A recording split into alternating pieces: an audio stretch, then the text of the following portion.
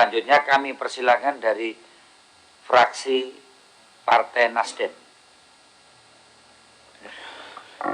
Bismillahirrahmanirrahim. Assalamualaikum warahmatullahi wabarakatuh. Selamat siang, salam sejahtera untuk kita semua, pimpinan, para anggota yang saya hormati, Pak Wamen, Pak Kepala BKN, Pak Dirjen Otda, Bapak Ibu sekalian, peserta rapat yang berbahagia.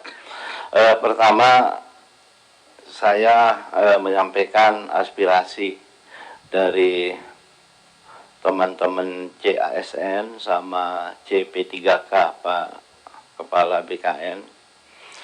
Jadi kita kan sudah sepakat untuk CPNS itu Juni, untuk P3K Oktober, tadi banyak disinggung oleh teman-teman. Cuma saya ingin mengingatkan bahwa Bapak semua, utamanya para gubernur, bupati, dan ini menjadi keluhan daripada CPNS dan CP3K. Ya, keluhannya itu adalah jangan dimainkan TMT-nya, terhitung mulai tanggalnya.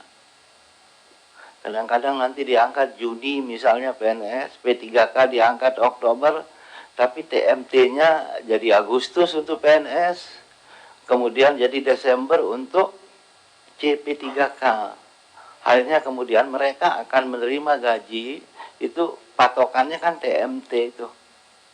Jadi sekali lagi Pak Wamenpan, Pak Kepala BKN, tolong dikawal daerah-daerah supaya karena ini penting, bisa direspon dulu nggak?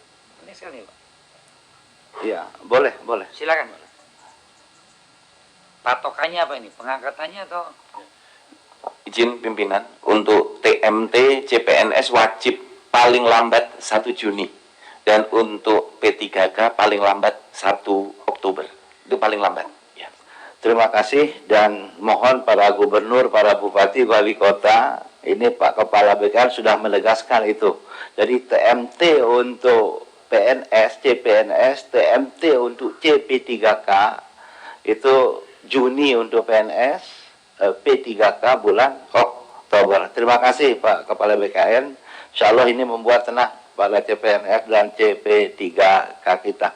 Kemudian yang berikutnya, saya ingin menyinggung melanjutkan apa yang disampaikan oleh Pak Topan tadi tentang pensiun P3K. Ya, kita tahu semua ya, P3K ini ada yang mulai umurnya diangkat di atas 40 tahun dan nanti dia usia pensiunnya itu disesuaikan dengan PNS. Ada yang 58 dan kayaknya 60 untuk guru dan tenaga fungsional yang lain mungkin. Jadi Pak Wamenpan, Pak Kepala BKN, ini tolong disampaikan di rapat kabinet lah tentang bagaimana supaya P3K itu juga diberikan pensiun. Kalau tidak, itu sepertinya kita membuat klaster kemiskinan baru itu. Ya, P3K nggak dapat pensiun, padahal misalnya anaknya masih ada yang SMA, masih ada yang SMP, pensiun, tidak ada uang pensiunnya. Jadi ini sekali lagi, ini betul-betul harus dipikirkan dan menjadi atensi kita semua. Dan saya yakin sekali kalau Bapak Presiden diberikan informasi yang valid, informasi yang rigid terkait dengan ini, saya yakin Bapak Presiden akan sangat setuju. Kemudian yang berikutnya, Pak Wamen, saya ingin bertanya, apakah ada kewenangan Menpan, Kementerian PAN RB, untuk menetapkan formasi di luar yang diusulkan oleh daerah? Ya. Karena sering sekali gini, kadang-kadang ada hal yang sangat penting di daerah, ya, terkait dengan status kepegawaian itu, tapi tidak diusulkan. Saya contohkan arsip, Pak.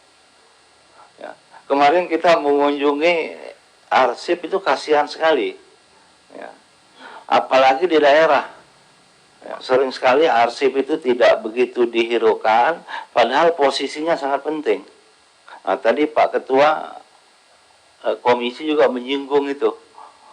Bagaimana contoh pengarsipan yang baik, sehingga kemudian membantu generasi-generasi berikutnya setelah kita untuk melihat di mana posisinya. Kalau seandainya ada kewenangan itu, ya, tolong juga arsip ini menjadi perhatian, termasuk tenaga arsiparis di kementerian lembaga yang lain.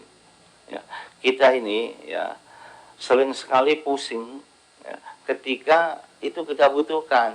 Ya, padahal sebelumnya kita tidak memperdulikan hal seperti itu.